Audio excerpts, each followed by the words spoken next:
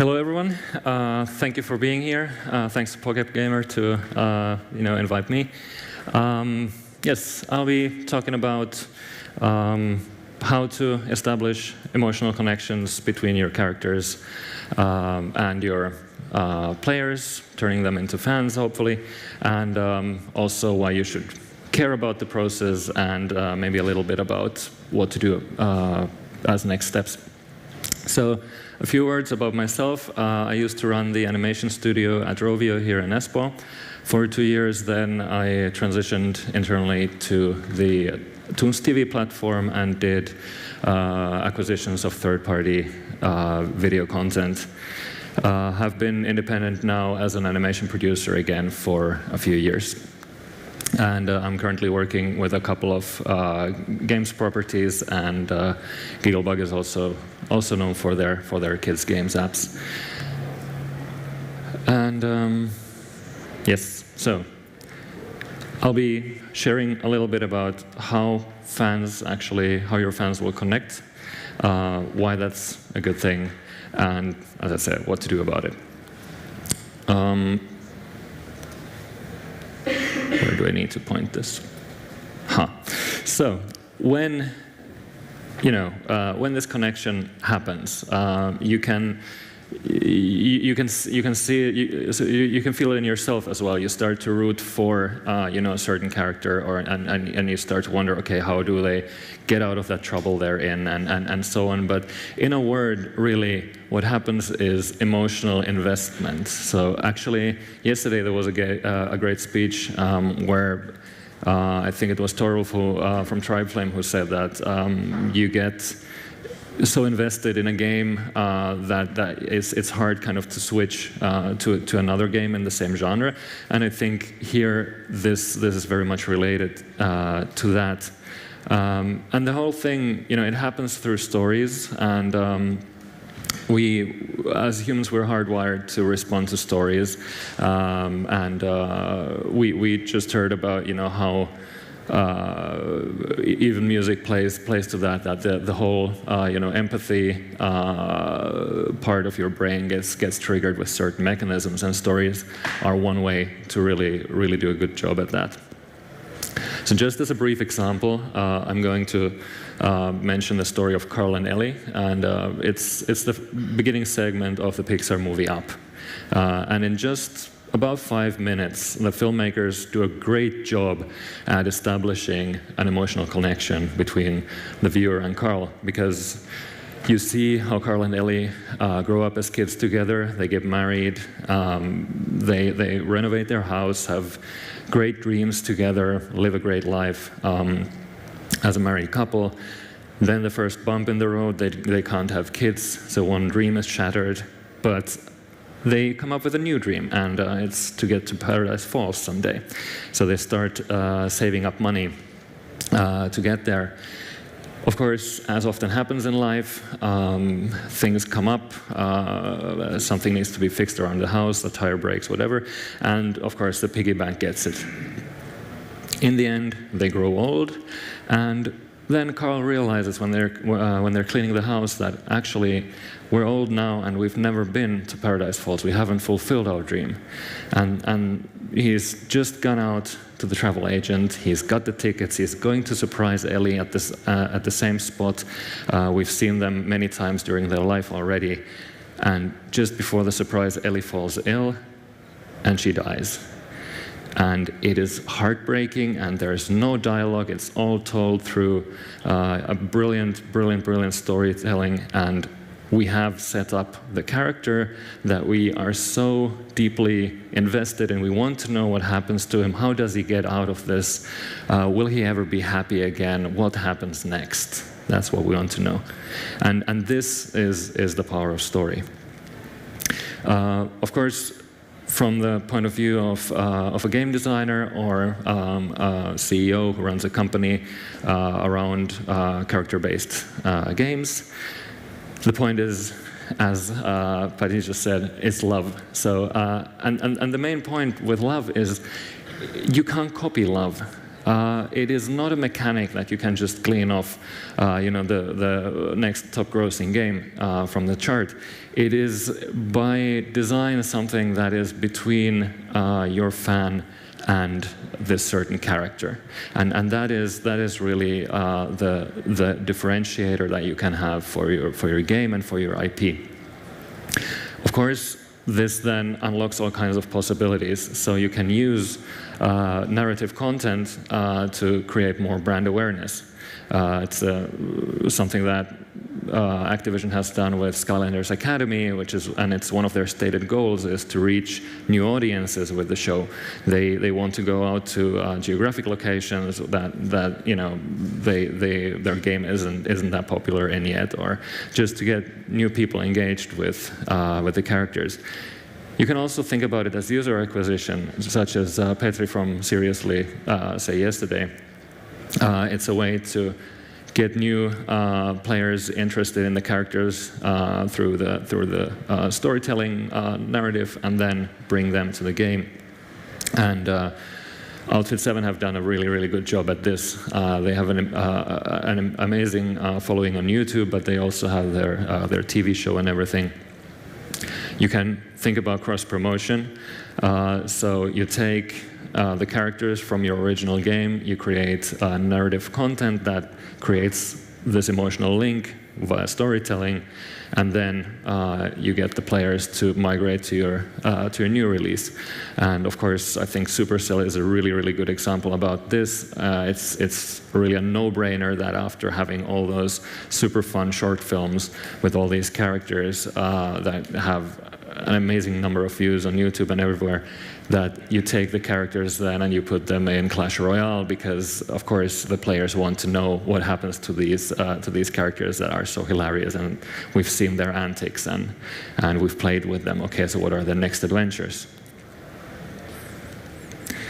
Another thing is, of course, longevity. So taking the characters, creating narrative content will enable you to get enough exposure over a long enough time to actually unlock the possibility of, for example, licensing and merchandising. And again, I have this directly from Outfit 7. They told me that even though they had this massive following on YouTube, these massive view numbers, no American retailer was going to stock their product on the shelves until they got the show somewhere on television. So everybody was just asking, okay, which broadcaster is carrying your show? No, we're big on YouTube. Yeah, call me back when you have a broadcaster. So that is a part of the business that still works in very old-fashioned, with a very old-fashioned metrics, but it is the way it is.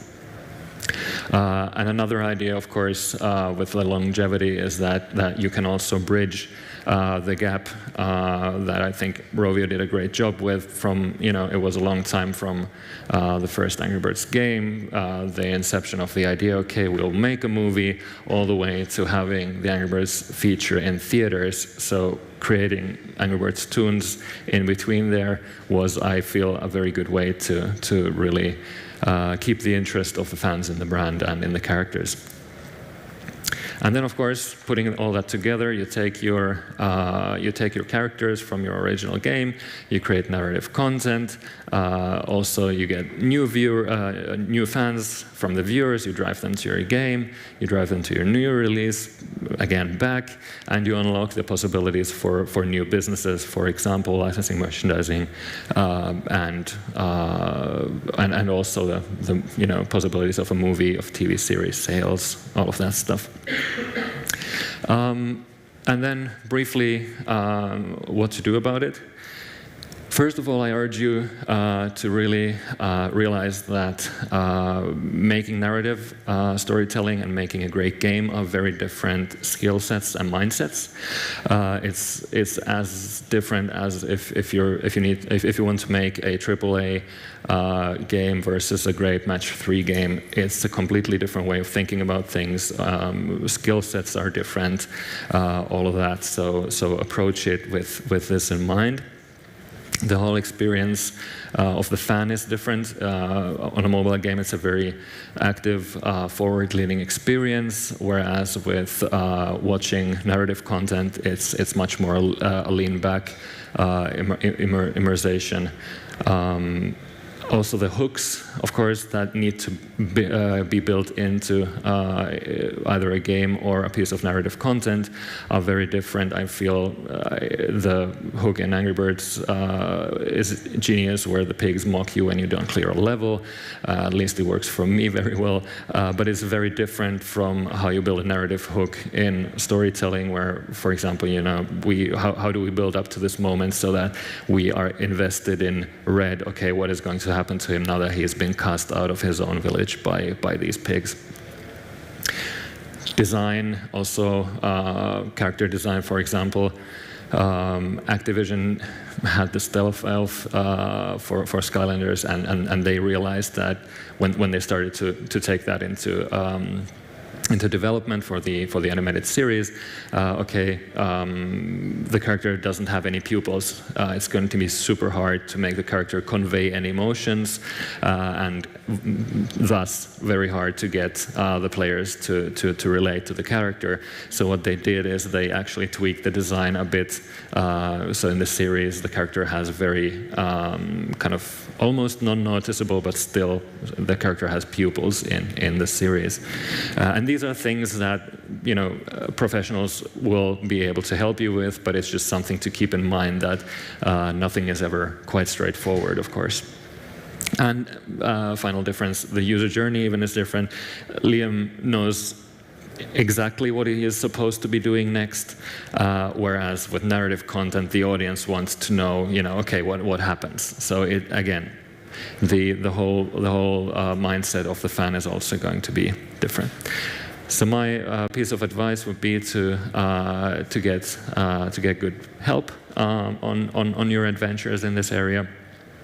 Because these are just a few things that you'll end up, dealing with, just highlighting the myriad options in distribution, all these questions on development that I touched on a few already, even thinking about brand alignment, like where does the narrative content sit within everything else that you're doing?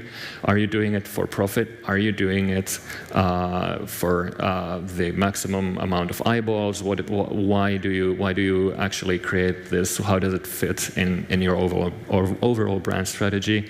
All questions that you want to discuss with somebody who really knows their stuff. So to recap, you can create emotional investment through storytelling in order to build stronger brands and better profits by working with the right professionals. And I'm happy to point you to great studios, great creatives. I have a pretty good network in Finland, also globally. So I'll be around for the rest of the day, and I'm also happy to take questions now. Yeah, thank you very much.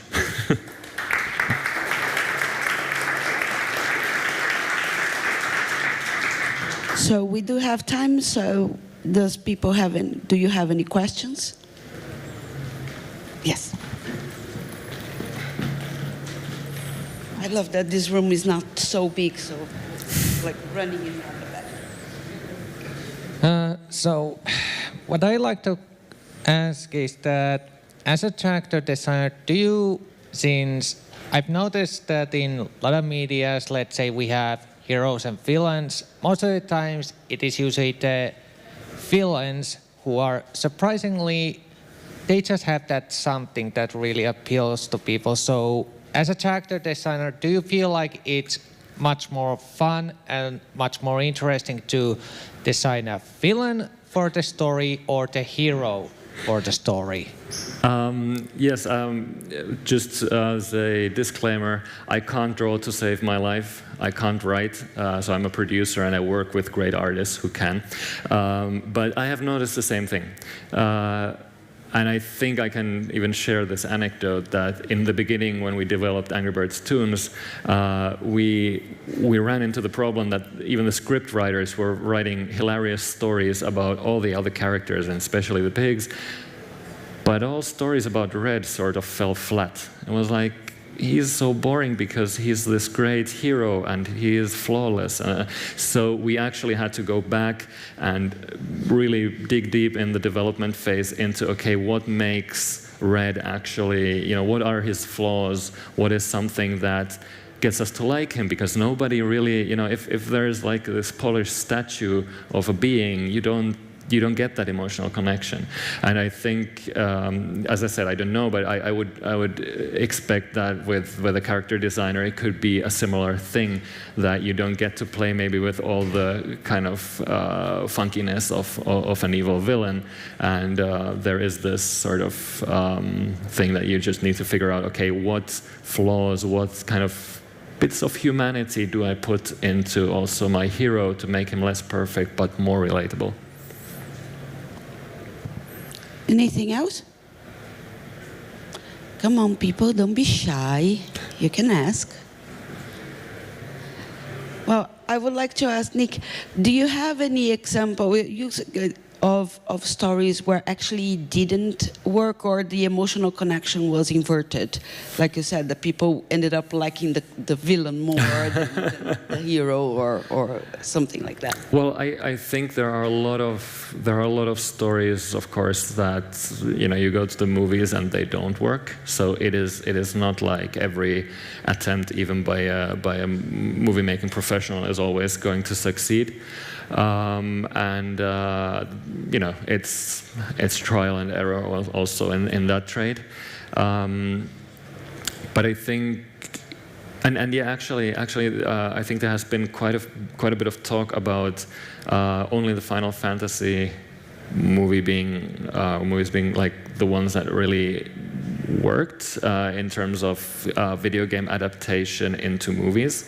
I would argue that the Angry Birds movie did pretty well as well, but anyway, that is something that a lot of people have been struggling with. Like, why can't we turn comic books into these great movie franchises? And there are problems with getting great game franchises, turning them into successful movies, where the games industry is huge, and compared to that, the comics industry is teeny tiny. And Nick Van Dyck, who runs Activision's part that is focusing on their narrative storytelling, he was saying that they realize that they need different skill sets, different mindsets. That if you're a great game designer, you'll end up thinking certain ways and thinking that, okay, maybe I can apply this to storytelling as well, a bit too much. Whereas, as I said, it's a very different skill set and approach. So getting those parties to work together, the game designer who knows the characters, who knows the property inside out, has so much valuable knowledge, and then instilling that into a screenplay with a great writer who knows how to build dramatic story hooks. I think that's the way then to go.